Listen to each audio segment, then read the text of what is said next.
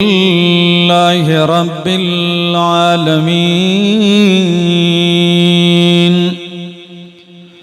والعاقبة للمتقين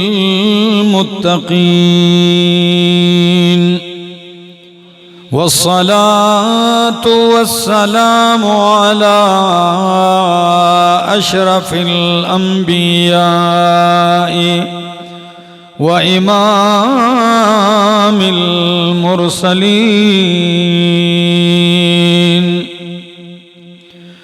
وعلى آله وأصحابه وأهل بيته أجمعين. أما بعد فأعوذ بالله من الشيطان الرجيم.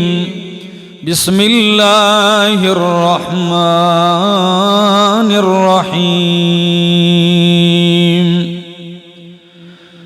يا أيها الذين آمنوا اذكروا الله ذكرا كثيرا وسبحوه بكرة وأصيلا. سبحان ربك رب العزة عما يصفون وسلام على المرسلين والحمد لله رب العالمين.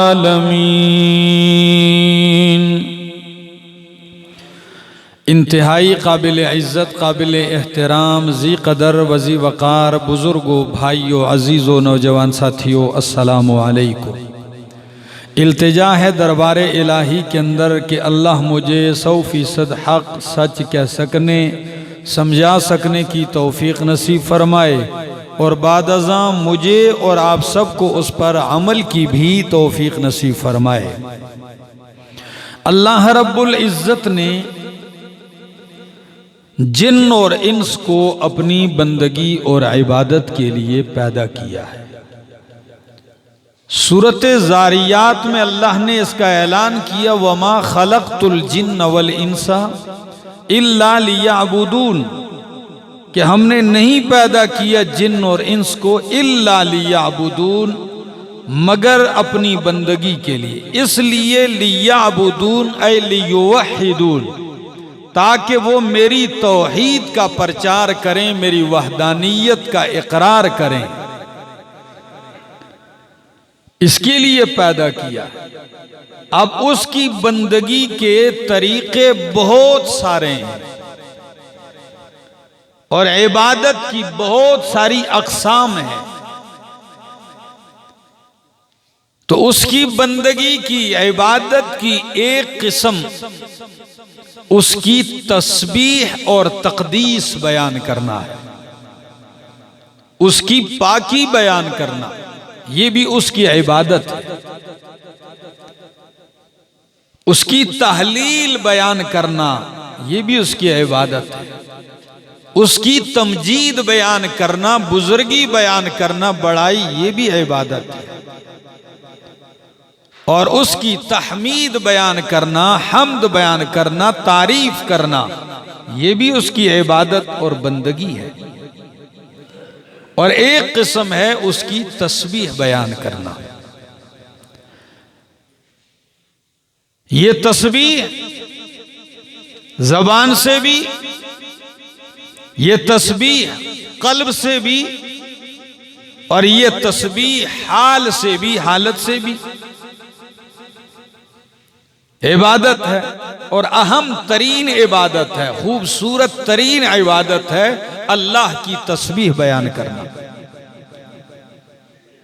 اور اس نے اپنی کتاب میں اپنے بندوں کو حکم دیا ہے. میں نے پہلی آیت جو تلاوت کی سورۃ الاحزاب 22واں پارہ ہے، آیت نمبر 41 ہے. قرآن کیا کہتا ہے؟ میرے ساتھ توجہ کے ساتھ چلتے رہیے، سمجھ میں آ جائے گی بات. فرمایا یا ایھا الذین آمنوا، اے ایمان والو، اذکروا اللہ، اذکر اللہ، یاد کرو اللہ کو، ذکر کرو اللہ کا، کثیرا، کثرت کے ساتھ، بہت زیادہ۔ اس پہ تو میں نے 1 گھنٹہ مستقل بیان کیا ہے، آپ سن چکے ہیں۔ اذکر اللہ ذکرا کثیرا، یاد کرو اللہ کو کثرت کے ساتھ، وَسَبِّحُوهُ بُكْرَةً وَأَصِيلًا، وَسَبِّحُوهُ، اور اس کی پاکیزگی بیان کرو، پاکی بیان کرو، بُكْرَةً وَأَصِيلًا، صبح اور شام۔ اس جملے پہ غور کیجئے، سبحوہ، اس کی کیا بیان کرو؟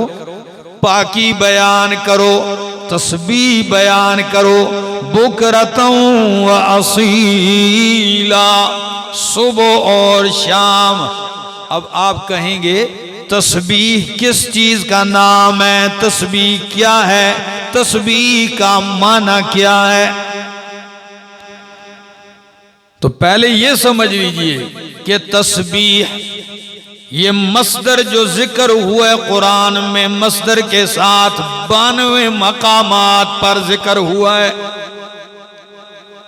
یہ مصدر 92 مقامات پر ذکر ہوا ہے قرآن مقدس میں، ایک۔ اور یہ 2 طرح کا استعمال ہوتا ہے یہ لفظ، ایک مجرد سے، سبح یسبح، فتح یفتح سے، اس وقت اس کا معنی ہوتا ہے ہوا میں یا پانی میں تیرنا، ہوا میں یا پانی میں تیرنا۔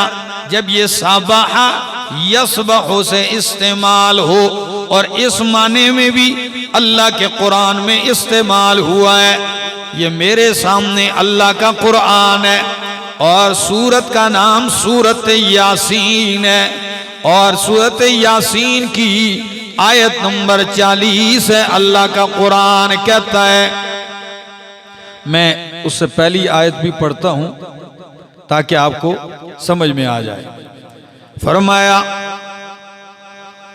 لَشَمْسُ يَنبَغِي لَهَا أَن تُدْرِكَ الْقَمَرَ وَلَا اللَّيْلُ سَابِقُ النَّهَارِ۔ اللہ رب العالمین نے اپنے حکم کے ساتھ سورج کو، چاند کو، ستاروں کو مسخر کیا ہوا ہے اور کام میں لگایا ہوا ہے۔ یہ میرے سامنے اللہ کا قرآن سورت یاسین آیت نمبر 38 میں فرمایا وَالشَّمْسُ تَجْرِي لِمُسْتَقَرٍّ لَهَا، وَالشَّمْسُ تَجْرِي، سورج چل رہا ہے، لِمُسْتَقَرٍّ لَهَا، اس ٹھکانے کے لیے جو اس کے لیے کیا ہے؟ مقرر ہے، اپنے ٹھکانے کی طرف سورج چل رہا ہے۔ ذَلِكَ تَقْدِيرُ الْعَزِيزِ الْعَلِيمِ،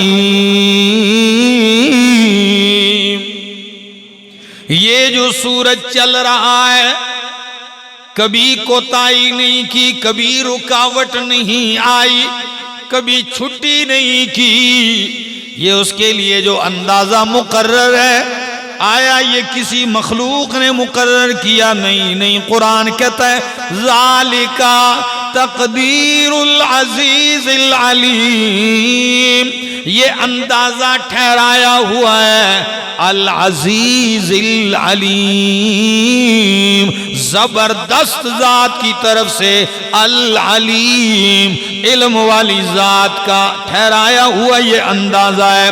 والقمر قدرناہ منازلا، سورج کو اپنے مدار میں جاری کر دیا، جا رہا ہے ٹھکانے کی طرف، اور چاند کے لیے فرمایا والقمر قدرناہ منازلا، اور چاند ہم نے مقرر کر دی ہے اس کے لیے منزلیں، وہ اپنی منزلیں طے کرتا کرتا کبھی بالکل گول ٹکیا بن جاتا ہے اور پھر گول ٹکیا سے کم ہوتے ہوتے حتی عاد کالعرجون القدیم،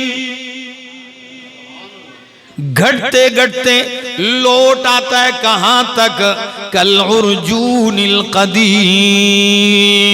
عجیب لفظ استعمال کیا ہے، کھجور کی خشک ٹہنی کی طرح۔ ٹہنی کھجور کی دیکھیے، جب پتے اس سے ہٹا دیے جاتے ہیں بالکل ایسے باریک سی، یا یوں آپ سمجھ لیں ہماری بولی میں کہ عورت کی چوڑی ٹوٹ جائے، چوڑیاں پہنی ہوتی ہیں ٹوٹ جائے تو بالکل چاند کی سی۔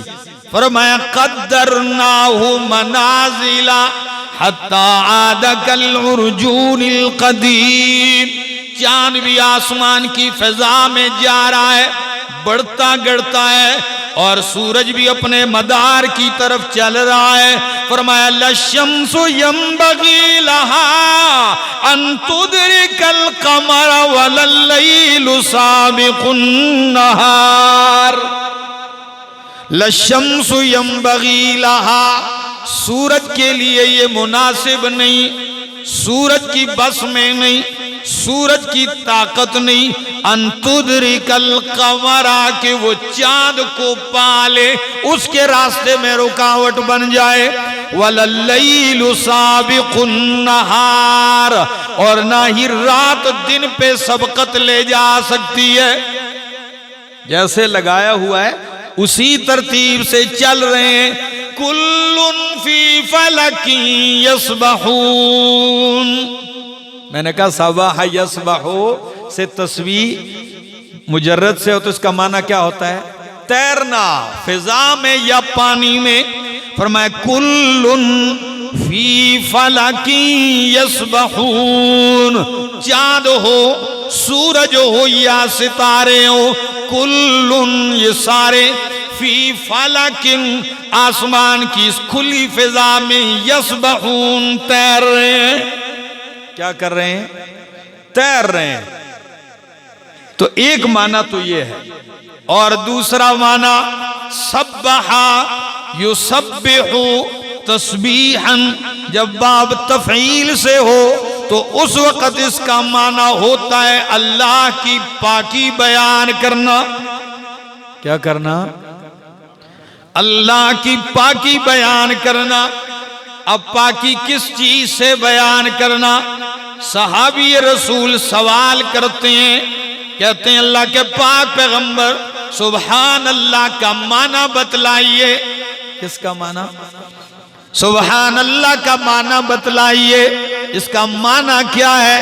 اللہ کے پاک پیغمبر فرماتے ہیں تنزیہ اللہ تعالی، تنزیہ اللہ تعالی تبارک و تعالی عن کل سوء، ہر برائی، ہر عیب، ہر نقص سے مالک کائنات کی پاکی بیان کرنا، کہ وہ عیبوں سے پاک ہے، وہ نقائص کمزوریوں سے پاک ہے، وہ شریکوں سے پاک ہے۔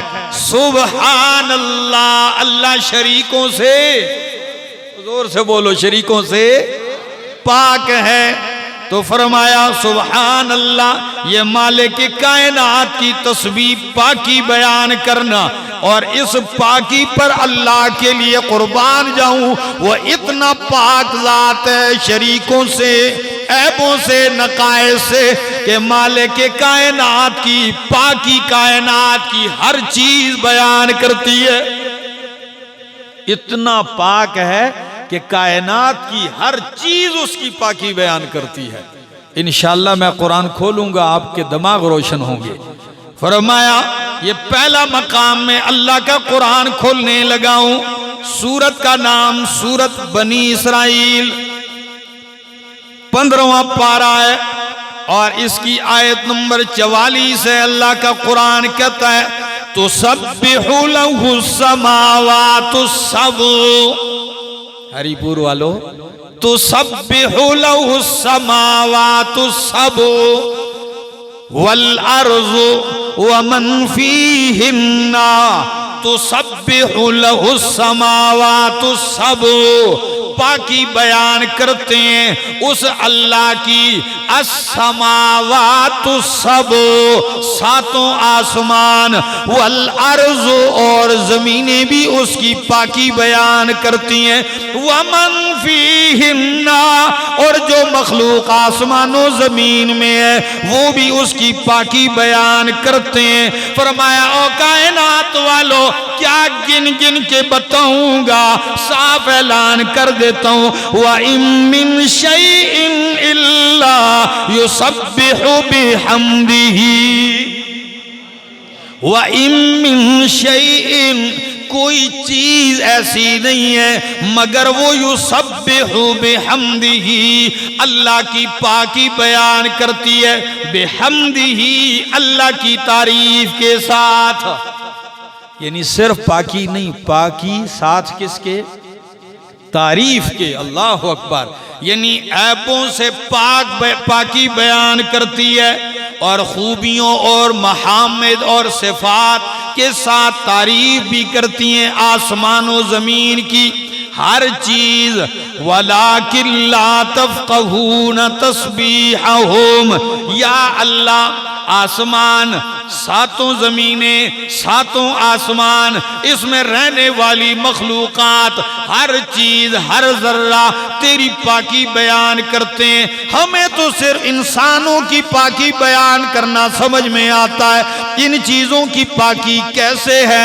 فرمایا وَلَٰكِن لَّا تَفْقَهُونَ تَسْبِيحَهُمْ، ہاں سن لو، ایمان رکھو، یہ ہر چیز میری پاکی بیان کرتی ہے، ہاں تم ان کی پاکی بیان کرنے کو سمجھ نہیں سکتے، لیکن لا تفقہون تسبیحہم، تم ان کی تسبیح کو نہیں سمجھ سکتے۔ اب آپ کو کیا سمجھ میں آئے گا؟ سورج کیا تسبیح کر رہا ہے، چاند کیا تسبیح کر رہا ہے، یہ ہماری سمجھ سے باہر ہے۔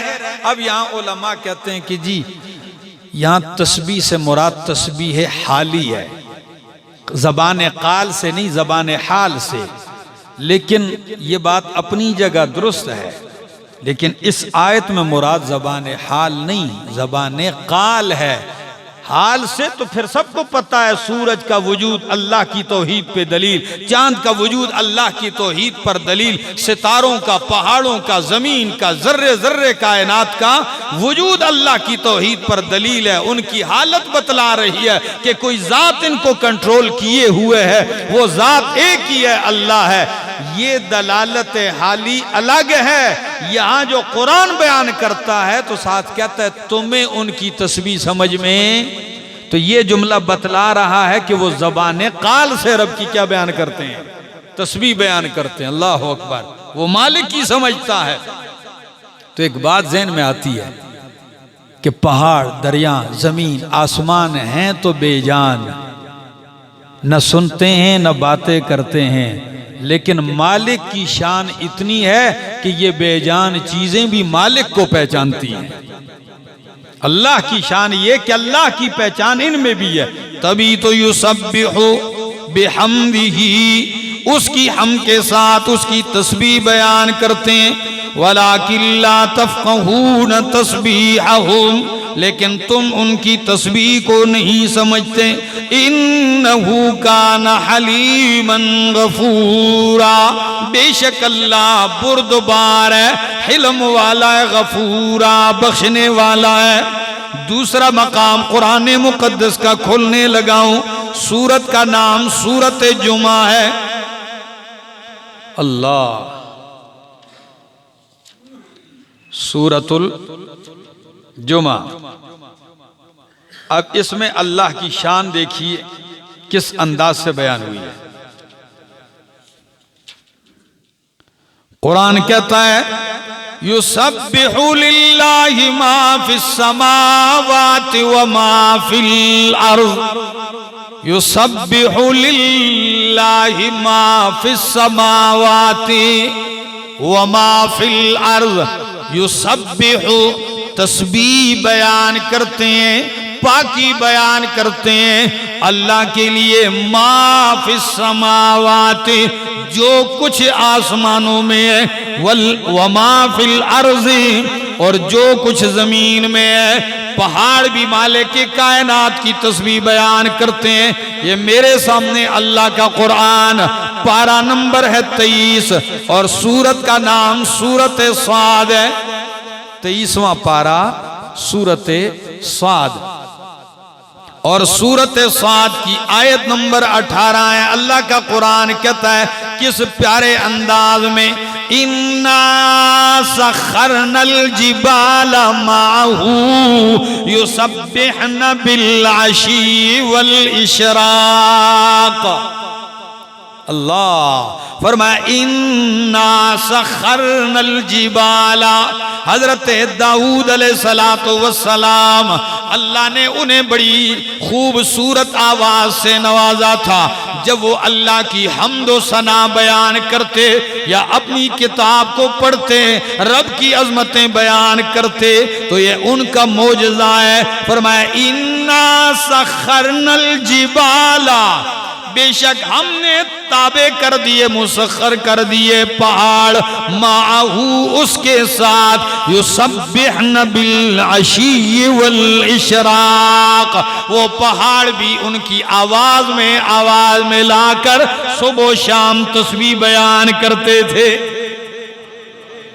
کیسے کرتے تھے ہمیں نہیں سمجھ میں آتا یسبحن بالعشی والاشراق پتہ نہیں عجیب منظر ہوگا جب حضرت داؤد علیہ السلام کے ساتھ یہ پہاڑ بھی گونجتے ہوں گے کیا منظر ہوتا ہوگا اور اس کی کیا کیفیت ہوگی کہ وہی محسوس کر سکتے ہیں فرمایا پہاڑ بھی مالک کائنات کی تسبیح کرتے ہیں اور یہ جو تمہیں چرندے پرندے نظر آ رہے ہیں یہ بھی مالک کائنات کی تسبیح بیان کرتے ہیں یہ میرے سامنے اللہ کا قرآن ہے اور سورت کا نام سورت نور ہے آیت نمبر 41 ہے اور پارہ نمبر 18 ہے فرمایا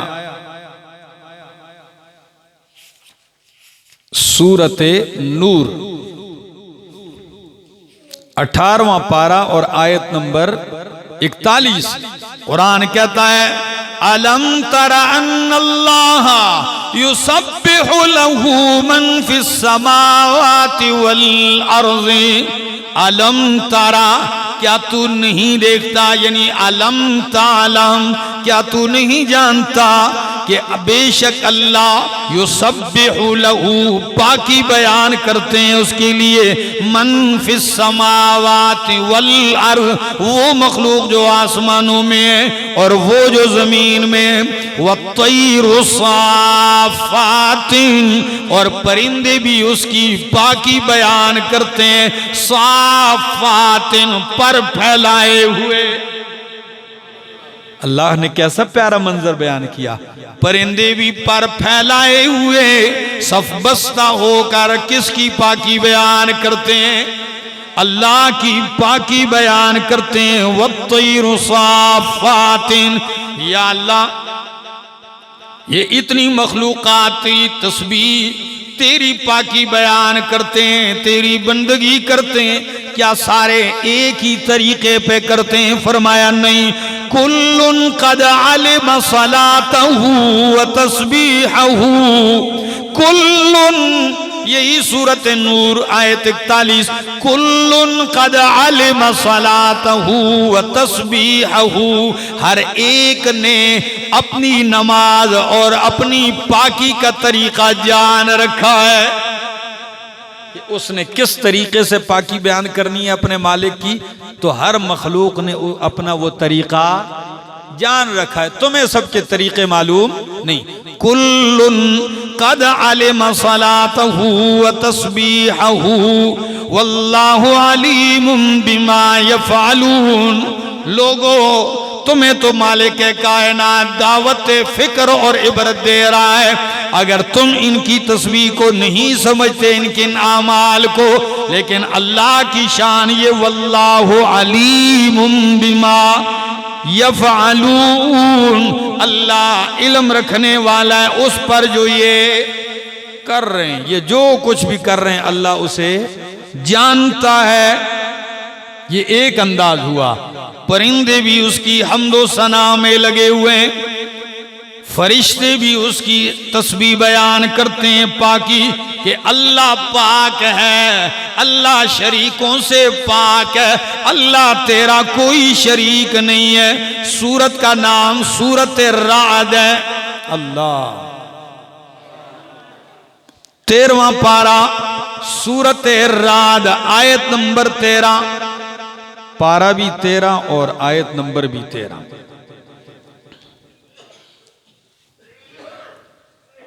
کہ رعد بھی اللہ کی کیا بیان کرتا ہے؟ تسبیح بیان کرتا ہے، پاکی بیان کرتا ہے. فرمایا هو الذی یریکم البرق خوفا وطمعا. اللہ وہ ذات ہے یریکم البرق جو تمہیں آسمان کی بجلیاں دکھاتا ہے. کس لیے؟ خوفا وطمعا، خوف دلانے کے لیے اور طمع امید دلانے کے لیے.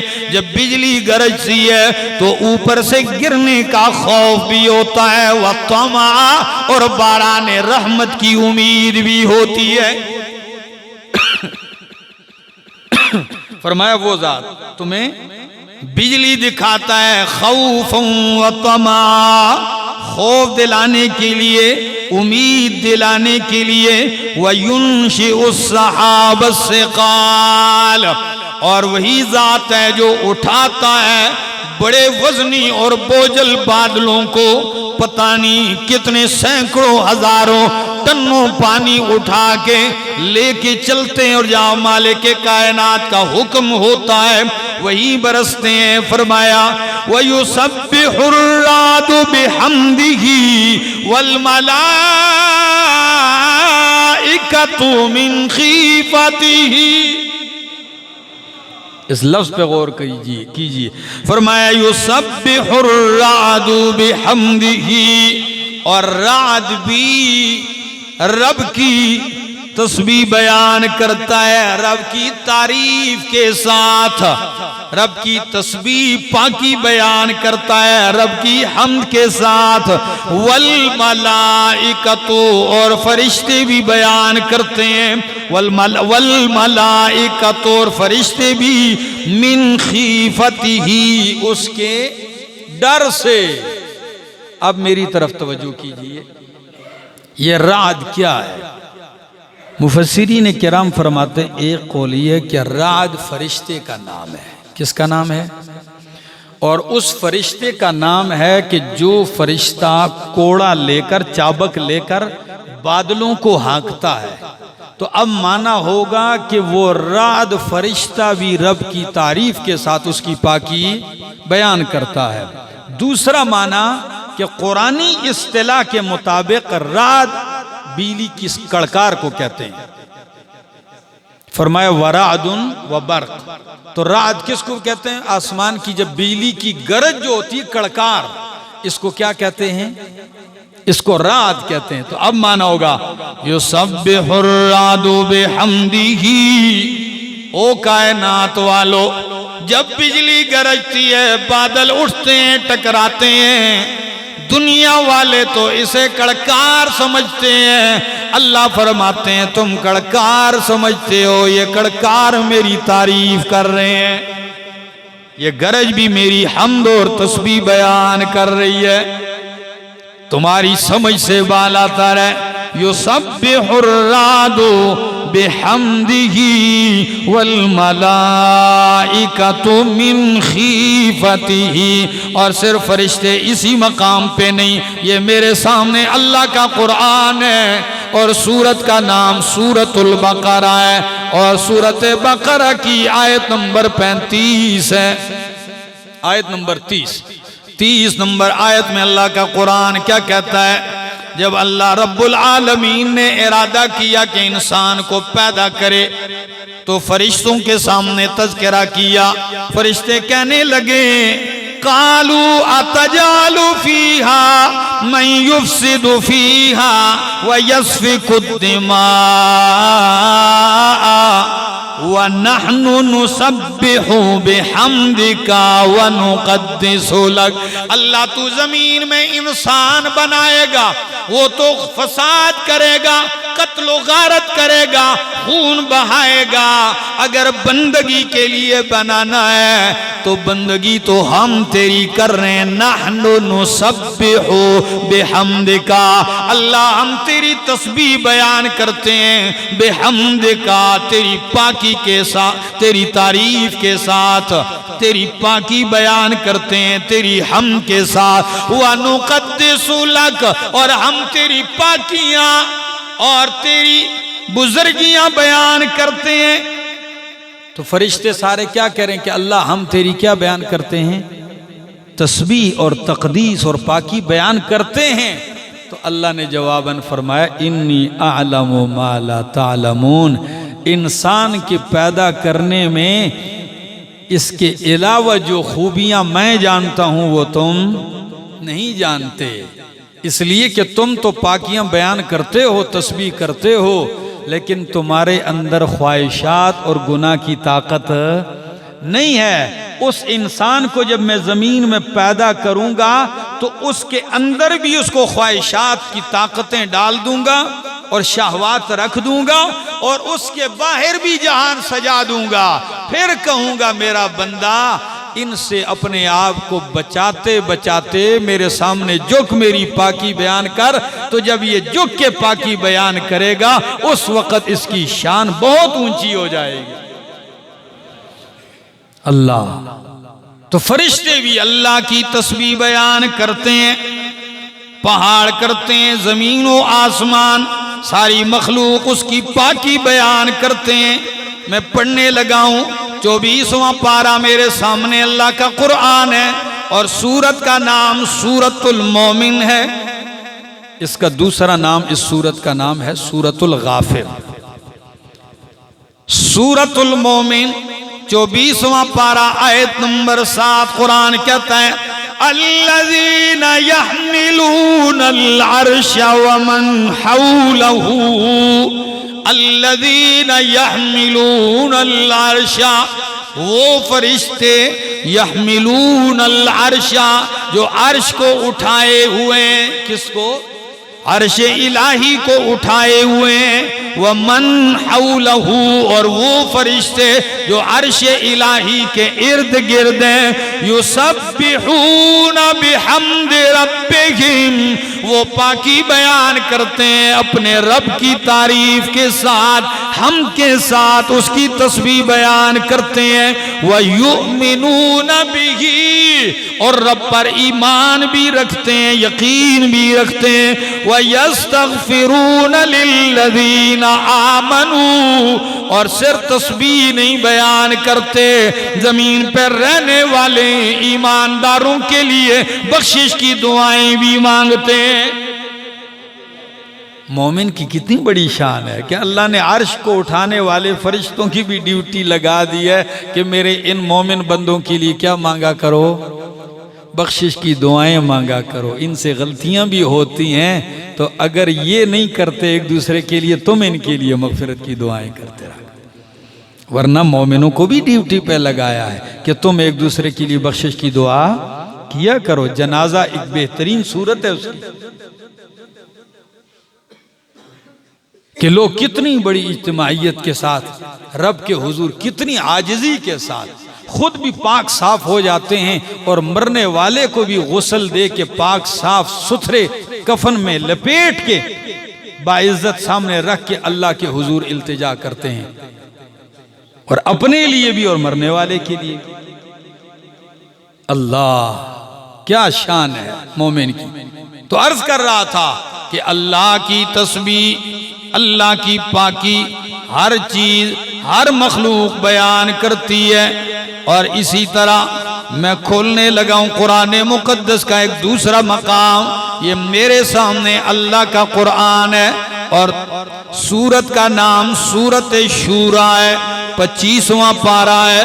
سورت شورا کی آیت نمبر 5 ہے. قرآن کہتا ہے، میں اس سے ایک آیت پہلے پڑھ دیتا ہوں.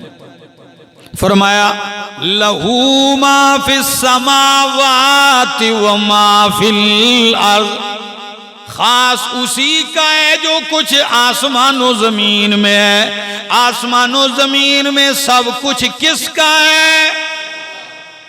دیکھو آپ بھی سردی سے کچھ باہر نکلو، کچھ جاگو، خیر ہے اللہ کا نام لے لو. میں بار بار تسبیح پہ بیان کر رہا ہوں تو تم بھی اس کی پاکی میں اپنی زبان کو جنبش دے دیا کرو. فرمایا لہو ما فی السماوات وما فی الارض، خاص اسی کا ہے جو کچھ آسمانوں میں ہے، وما فی الارض، اور جو کچھ زمین میں ہے. وہو العلی العظیم، اور وہی بلند و بالا ہے. العظیم، وہ بہت عظیم عظمتوں والا ہے. تکاد السماوات یتفطرن من فوقہن. اللہ کی جلال اور عظمت کو دیکھو اس آیت میں کس طرح بیان کی گئی ہے. فرمایا تکاد السماوات یتفطرن من فوقہن، قریب ہے کہ یہ آسمان اوپر سے پھٹ پڑے. قریب ہے کہ یہ ساتوں آسمان اوپر سے پھٹ پڑے. اب آپ کہیں گے کیوں پھٹ پڑے؟ امام قرطبی معنی کرتے ہیں اے یتشققن من عظمت اللہ وجلالہ، قریب ہے اس مالک کائنات کی عظمت و جلال اتنی ہے کہ آسمان اوپر سے پھٹ پڑے. والملائکۃ، اور فرشتے یسبحون بحمد ربہم، وہ پاکی بیان کرتے ہیں اپنے رب کی تعریف کے ساتھ. کس کے ساتھ؟ بحمد ربہم ویستغفرون لمن فی الارض، اور بخشش کی دعا بھی مانگتے ہیں ان کے لیے جو زمین میں. رب کی پاکیاں، رب کی حمد بھی فرشتے بیان کرتے ہیں اور تمہارے لیے مغفرت کی دعائیں بھی کرتے ہیں. کیا شان ہے اس مالک کائنات کی. مجھ سے کسی نے ایک سوال کیا کہ حضرت آپ اپنی تقریر میں، ہر تقریر میں تقریباً جب عظمت قرآن پہ بیان ہوتا ہے تو آپ یہ حدیث ضرور بیان کرتے ہیں. میں نے کہا کون سی؟ آپ کہتے ہیں کہ قرآنی مجلس جب لگتی ہے، محفل قرآن ہو، قرآن کا درس جس مجلس میں جاری ہو تو فرشتے اس کو گھیر لیتے ہیں. حفتہم الملائکہ، فرشتے گھیر لیتے ہیں اور رحمت ان پہ ان کو ڈھانپ لیتی ہے، سکینہ ان پہ نازل ہوتی ہے. اللہ فرشتوں کے سامنے ان کے تذکرے کرتے ہیں. فرمایا باقی 3 باتیں تو سمجھ میں آتی ہیں لیکن فرشتوں کے گھیرنے سے ہمیں بھلا کیا فائدہ؟ بات سمجھ آ رہی؟ ہم درس دے رہے ہیں، فرشتوں نے گھیر لیا، اس کا کوئی فائدہ، حکمت؟ میں نے کہا زیادہ بات تو میں نہیں جانتا لیکن کتاب و سنت سے جو چیز جانتا ہوں وہ آپ کے سامنے ذکر کر دیتا ہوں کہ لگے بتائیے. میں نے کہا پہلی بات کہ فرشتے جو ہیں اللہ کی حمد و ثنا کے ساتھ ان کی ڈیوٹی یہ بھی ہوتی ہے کہ یہ تمہارے لیے کیا کرتے ہیں؟ مغفرت اور بخشش کی دعائیں کرتے ہیں. تو میں نے کہا جب تم درس دے رہے ہوتے ہو تو یہ ارد گرد کھڑے ہو